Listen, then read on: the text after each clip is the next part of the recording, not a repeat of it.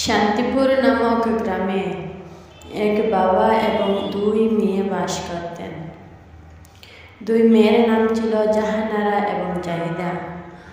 ওনাদের মা ছিলেন না।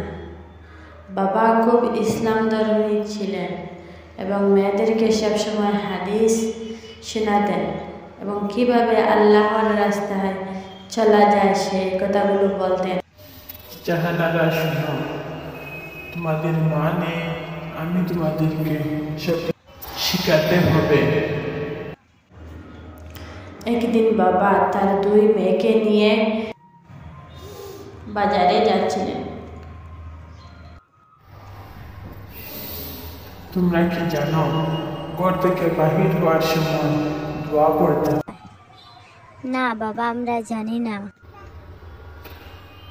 তাহলে শোনো, বিসমিল্লাহি তাওয়াক্কালতু আলাল্লাহ, লা হাওলা ওয়ালা কুওয়াতা ইল্লা বিল্লাহিল আলিয়্যিল আযীম। এই দোয়াটি পড়ে ঘর থেকে বাহির হইতে হয়।